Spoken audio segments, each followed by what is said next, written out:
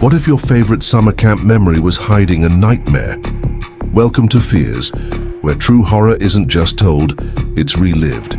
Tonight, we bring you 3 terrifying real stories from summer camps across America. From eerie whispers in the woods to campers who were never seen again, these unsettling stories will leave you questioning what's real. Subscribe now, leave a like, and explore the unknown with Fears.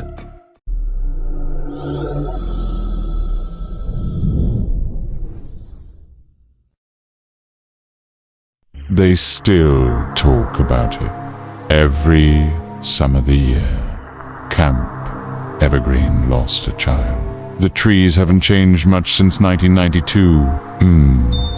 And neither has the whisper of wind that moves through them when the sun goes down. Though, if you ask anyone who was there, they'll tell you something unnatural happened in those woods. His name was Matthew Clark. He was 9 years old, from New Haven, Connecticut, skinny, soft-spoken, a little shy, but always curious. It was his first summer away from home. The counselors described him as polite, quiet, and almost to where he'd often wander off by himself during free time, staring off into the forest like he was listening for something. The week before his disappearance, Matthew began acting different. He stopped eating all his meals, and his bunkmate said he'd whispered to himself at night. On the 5th night, he woke up screaming, saying, "There's someone in the trees. He's watching me." They dismissed it as a nightmare. Camp stories do that to kids. They scare each other. They scare themselves. But then came the night of July 12th. After evening campfire and lights out was at 10 p.m. At 7:12 the next morning, his counselor noticed Matthew's bed was empty. They thought maybe he'd gotten up early, but his shoes were still under the bed, so were his clothes. His sleeping bag was cold. A full search began by 9 a.m. The Vermont State Police arrived by noon. Helicopters, dogs, rangers, they combed the woods for 6 straight days. They found nothing. No footprints. No torn clothing. Not even a candy wrapper. Something strange was found about 200 yards north of the camp's perimeter. One of the searchers discovered a pile of smooth, stacked stones in the middle of a clearing. On top was a single child's sock, perfectly clean. Matthew wore the night he vanished. That's all they ever found. The case grew colder with each passing year. No ransom call, no sightings, just silence. One of the former counselors, now in his 50s, later claimed in a podcast interview that he saw something the night Matthew vanished. Said he woke up around 2 a.m. and saw a tall, thin figure standing just outside the tree line, motionless. Said its arms were too long. Said its eyes shined white in the dark. No one could verify it, but campers still report strange dreams at Evergreen. Some say they see a boy standing at the edge of the lake in the early morning fog. Please. He always vanishes when they call out to him. And every summer, on July 12th, the camp bell rings 3 times. By itself, though no one's ever found a reason why. They used to call it the safe camp. Pinewood had a reputation. No accidents, no incidents, and no ghost stories. Parents liked that. It felt secure. grounded. But in the summer of 2004, that all changed in a single week. It started with a noise. Not just any noise, but whispered. The group of campers were between the ages of 12 and 14. They were assigned to cabin 6, which sat closest to the woods at the far edge of camp. On the first night, around 3 a.m., one of the kids, Tyler, woke up to the sound of someone softly whispering his name. He thought it was a prank. He turned over and went back to sleep.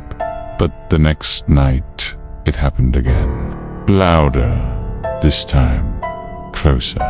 Still, just one voice, whispering his name slowly from outside the cabin window. He told the counselor in the morning. They laughed it off, said it was probably just one of the kids being stupid. Then another boy, Evan, reported the same thing. Then Danny.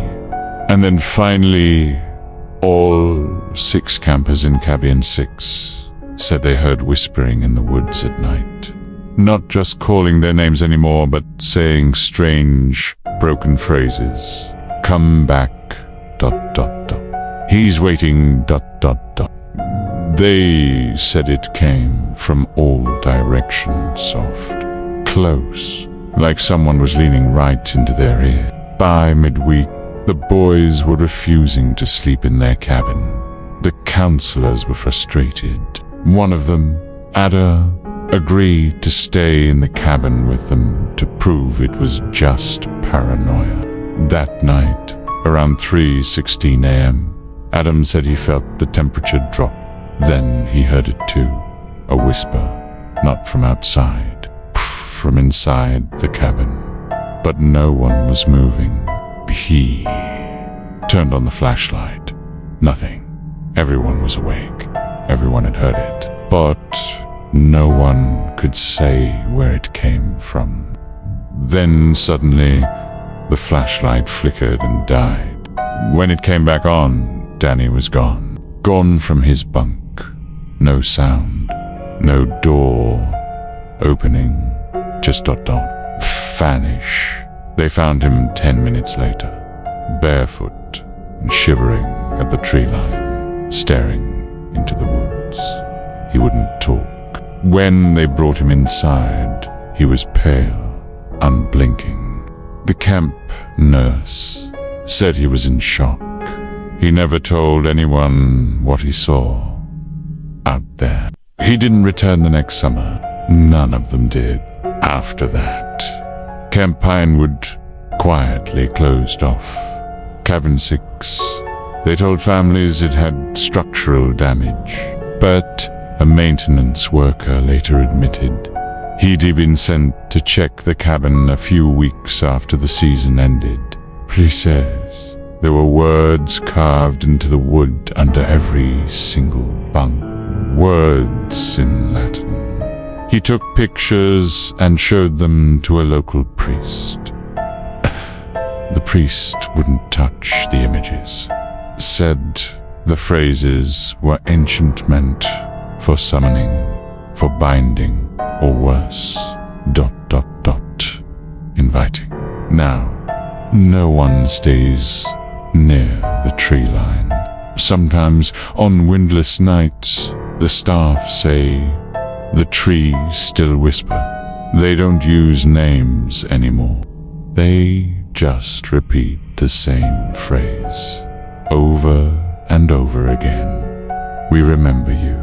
And if you listen too long, you'll remember them too. He said it was just a shadow, but shadows don't watch you.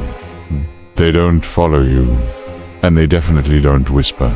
The story comes from a camper named Jordan McKay. P was 13 that summer, bookish, quiet, not very social. His parents thought a few weeks in nature might help him open up. But what Jordan found at Camp Willow Creek didn't make him more social. It broke something inside him. P was placed in cabin 4, near the banks of the shallow creek. that gave the camp its name. Everything seemed normal at first. Jordan kept to himself mostly, reading or sketching in his notebook.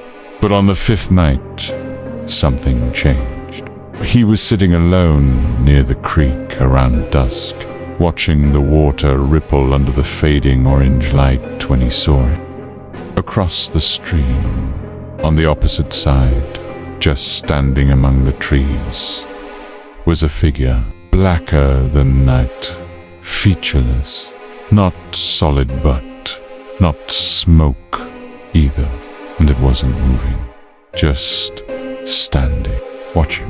Jordan stared at it for almost a full minute before blinking, and when he opened his eyes, it was gone. He ran back to camp and told his counselor, who dismissed it as a trick of the light, or his imagination. Jordan knew what he saw. The next night, it got closer. He woke up to a cold pressure on his chest, like someone was pushing down. When he opened his eyes, the shadow was standing right by his bunk, tall, head brushing the ceiling, arms long, too long, no face, just blackness. Peach couldn't scream, couldn't move, could only stare. It didn't touch him. It just leaned in, as if examining him. Then slowly backed into the wall and vanished like smoke sinking into wood. He told his bunkmates. They didn't believe him, laughed it off. But over the next 2 days, things got worse. The lights in cabin 4 flickered constantly.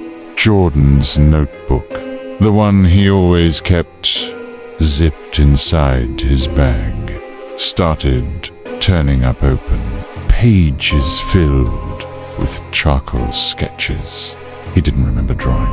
By all the same image, a shadow figure standing among trees, eyes not drawn, just hollow white spaces, like burns on the page. Then came the last night. One of the counselors found Jordan sleepwalking toward the woods. 3:30 a.m. Eyes open, silent, barefoot. When they stopped him, he resisted, muttering something over and over again under his breath. He wants to go back. I have to follow. ... They brought him to the nurse's station. He didn't wake up until morning. When they asked what he remembered, he said nothing. Only darkness. And the voice. You see me now. Soon they all will. Sure. Jordan never returned to Willow Creek. Years later, now in his 20s, he gave an interview for Paranormal. The producers asked if he still saw the shadow. Jordan hesitated, looked just past the camera, unwhispered. He never left. B lifted his shirt to show the camera something that had never been there before. That summer and odd, black birthmark over his heart, faint like a handprint. Now, Camp Willow Creek is abandoned. The buildings still stand, crumbling. Locals swear the air feels Savigny cabin full.